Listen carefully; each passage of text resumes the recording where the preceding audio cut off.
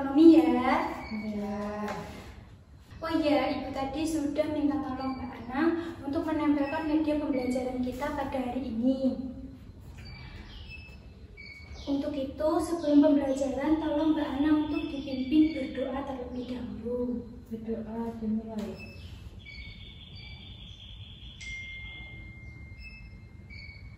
Selesai. Ada yang tidak masuk untuk hari ini? Jadi semua Bu. Hari ini kita akan belajar mengenai ketenaga kerjaan ya anak-anak. Iya. Nah, pada pembelajaran kali ini memiliki tujuan yaitu diharapkan anak-anak mampu menjelaskan ketenaga kerjaan, kesempatan kerja, dan angkatan kerja. Selain itu, mampu menyebutkan jenis-jenis tenaga kerja dan mengidentifikasi permasalahan serta upaya meningkatkan kualitas tenaga kerja. Ada yang tahu apa itu ketenaga kerjaan? Bu. Iya, Mbak Yuda. Ketenaga kerjaan adalah segala hal yang berhubungan dengan masalah tenaga kerja pada waktu sebelum, selama, dan sesudah masa kerja. Ya, betul sekali Mbak Yuda. Ketenaga kerjaan adalah segala sesuatu yang berhubungan dengan tenaga kerja pada waktu sebelum, selama, dan sesudah masa kerja. Kita mulai dari sini ya. Tenaga kerja itu dibagi menjadi dua, usia kerja dan bukan usia kerja.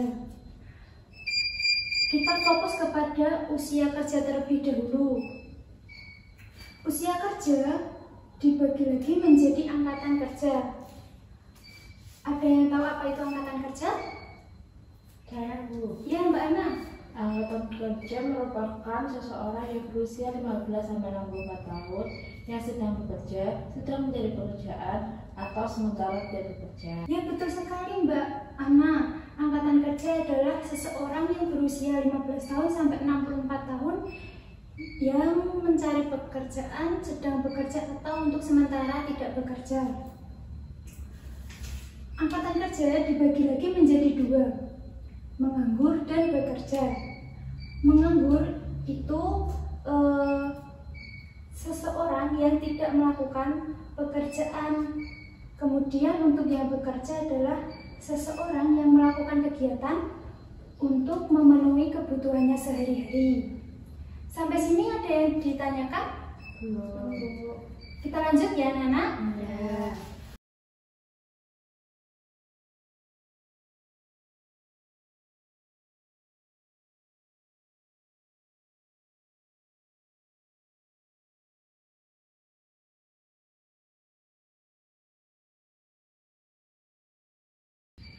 Bekerja setengah menganggur dibagi lagi menjadi dua, kentara dan tidak kentara.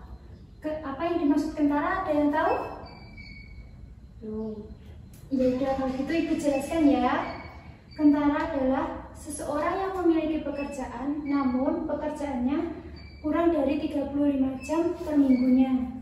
Contohnya, fotografer, desainer, terus ada reporter, itu masuknya yang kentara.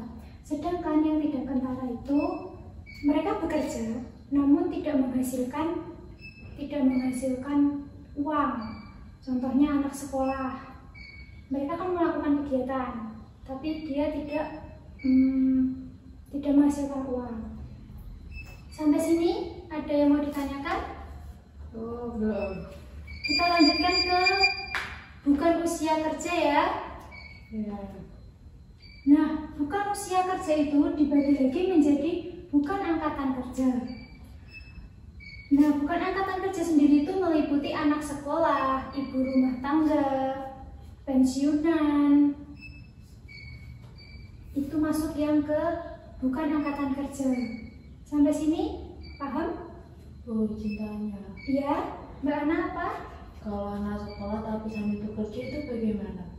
Kalau anak sekolah sambil bekerja, pada kenyataannya anak sekolah itu masuknya ya bukan angkatan kerja, namun dia juga masuk ke dalam tidak kentara karena dia juga melakukan kegiatan tapi tidak menghasilkan uang. Jadi masuk sini juga masuk sini. Paham Mbak Ana? Iya Bu. Ya, kita lanjutkan ke kesempatan kerja ya. Nah, kesempatan kerja itu adalah jumlah lapangan pekerjaan yang tersedia bagi masyarakat atau bagi tenaga kerja. Faktor-faktornya meliputi usia, kualitas, lapangan pekerjaan, dan jumlah angkatan kerja. Contohnya begini. Nanti kan kalian setelah lulus sekolah ini kan ada yang melanjutkan ke perguruan tinggi atau ke pekerjaan. Seumpamanya ada lowongan pekerjaan, dibutuhkan seorang admin usia 18 tahun. Nah, itu berkaitan dengan faktor usia. Selanjutnya, terus bisa mengoperasikan Microsoft atau pendidikan minimal SMA. Itu merupakan berkaitan dengan faktor kualitas. Selanjutnya, untuk dibutuhkan admin perusahaan Exxon, itu merupakan lapangan pekerjaan. Faktor lapangan pekerjaan. Yang selanjutnya kayaknya gini, dibutuhkan admin 15. Itu termasuk faktor yang jumlah angkatan kerja. Sampai sini ada yang masih bingung atau ada yang ditanyakan?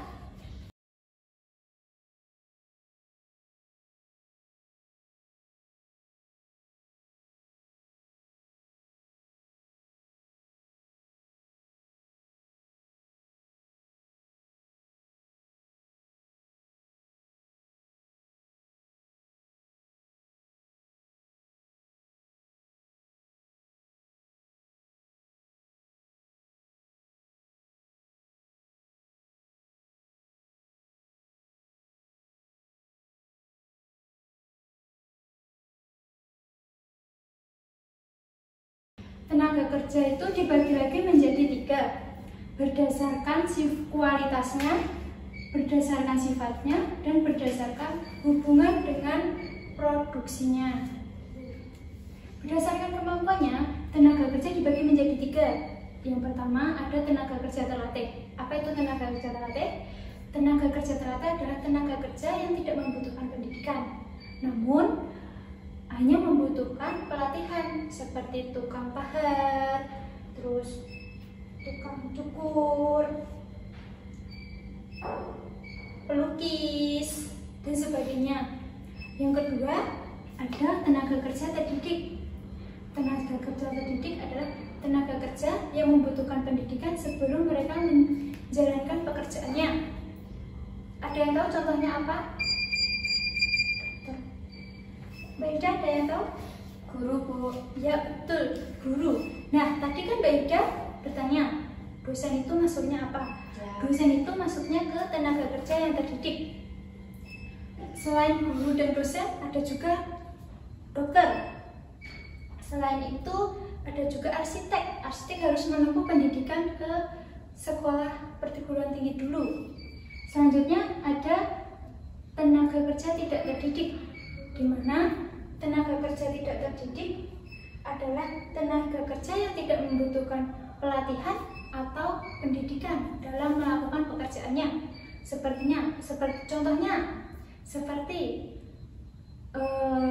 tukang sapu jalanan, terus tukang parkir, ada lagi sopir atau kuli bangunan. Sampai sini ada yang ditanyakan? Tidak. Oke, kita lanjut ke tenaga kerja berdasarkan sifatnya. Berdasarkan sifatnya itu ada 2, jasmani dan rohani. Tenaga kerja jasmani itu lebih mengandalkan tenaganya daripada pemikirannya. Contohnya itu ada kuli bangunan, sopir, dan sebagainya ya. Yang kedua itu tenaga kerja rohani.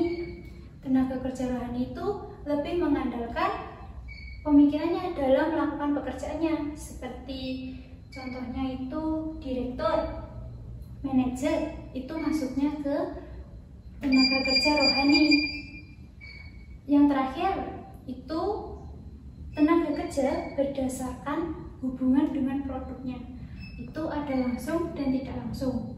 Nah, tenaga kerja langsung itu tenaga kerja yang berhubungan langsung dengan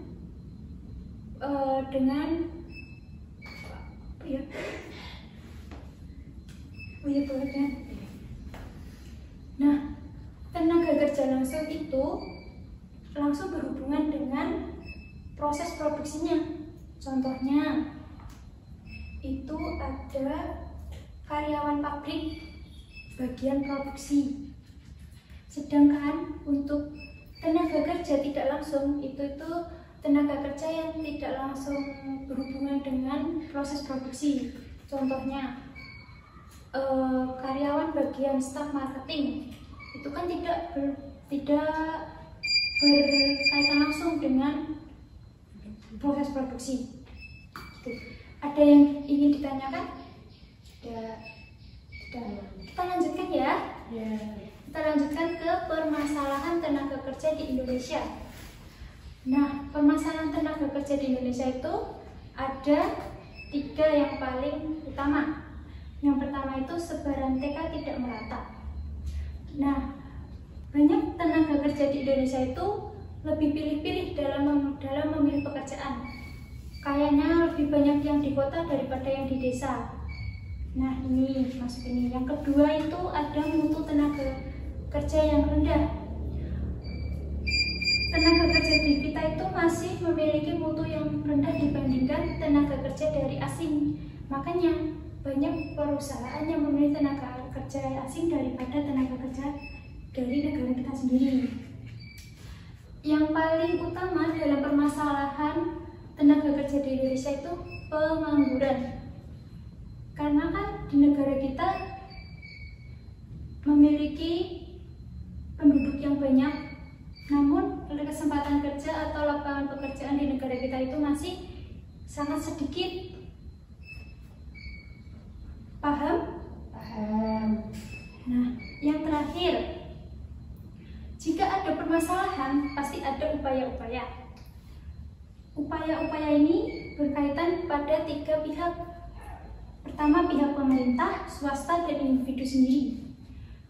Nah, pada pemerintah, contohnya upaya yang dapat dilakukan pemerintah untuk menanggulangi permasalahan tenaga kerja di Indonesia adalah dengan membuat kurikulum pendidikan yang sesuai dengan dunia kerja. Selain itu, mendirikan balai latihan kerja dan memperluas lapangan pekerjaan. Nah, untuk memperluas lapangan pekerjaan sendiri bisa dari pihak pemerintah atau pihak swasta itu sendiri. Nah, pada pihak swasta itu sendiri juga dapat mengadakan pelatihan-pelatihan untuk meningkatkan kualitas tenaga kerja kita. Yang terakhir dari individu itu sendiri. Dari individu sendiri itu kita bisa mengikuti pelatihan-pelatihan yang telah disediakan pemerintah atau swasta untuk meningkatkan kualitas tenaga kerja kita sendiri. Tuh. Sampai sini ada yang ditanyakan? Tidak, Bu. Kalau kalian sudah tidak ada yang ditanyakan, berarti kalian sudah paham ya? Iya, Bu. Kalau begitu kita masuk ke game. Setelah kita belajar banyak, kita masuk ke game ya. Games ini masih berkaitan dengan materi kita. Nah, Ibu punya stick dan speaker. Tolong Mbak Ana carikan lagu Dance Monkey ya. Baik, Bu. Peraturannya di sini tuh jika lagu dinyalakan, stick ini akan bergantian dari Mbak Ana ke Mbak Hilda sampai lagu itu berhenti. Nanti yang pegang stick ini akan Ibu kasih pertanyaan dan dijawab. Baik, Bu. Nah, nilainya dapat poin tidak? Iya, tentu saja nanti akan menambah poin kalian di sini. Oh, baik, Bu. Kita mulai ya. Iya, Bu. Kita mulai ya. Namun, ayo sebentar. Dalam pergantiannya menggunakan gaya ya. Ya. Ini Mbak Yuda. Kita mulai ya. Siap ya Mbak Yuda? Siap. Yuk.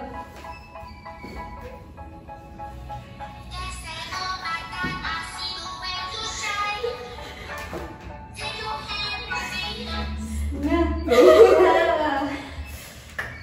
untuk Mbak Ana ya, pertanyaan pertama nih. Iya, Bu. Apa yang dimaksud dengan ketenagakerjaan? Ketenagakerjaan merupakan segala hal yang berhubungan dengan masalah tenaga kerja pada waktu sebelum, selama, dan sesudah masa kerja. Nah, betul sekali. Kita lanjutin ke pertanyaan selanjutnya ya.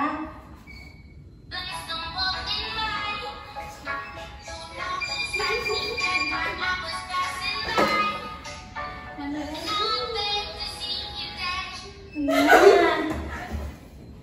Mbak Yuda, kan tadi udah ketenagakerjaan. Sekarang apa yang dimaksud dengan kesempatan kerja?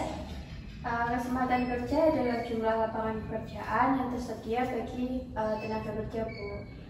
Baik sekali Mbak Yuda. Kita lanjutkan lagi ya. Baik, Bu.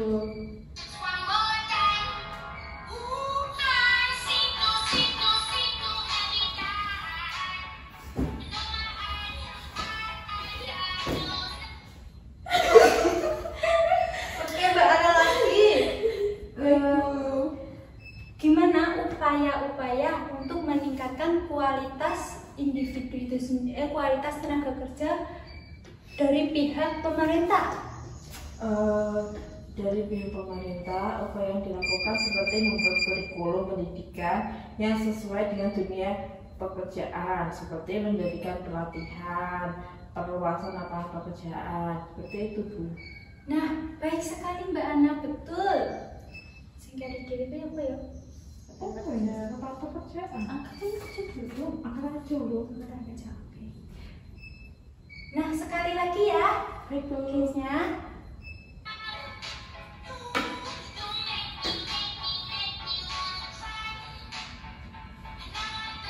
Nah, Mbak Hilda yang terakhir, apa sih yang dimaksud dengan angkatan kerja? Angkatan kerja adalah seorang yang berusia 15 sampai 64 tahun yang sedang bekerja, sedang mencari pekerjaan atau sementara tidak bekerja. Baik sekali Mbak Hilda. Gamesnya sampai sini dulu ya. Nanti kita lanjut untuk pertemuan kedepannya lagi. Sampai sini ada yang ditanyakan?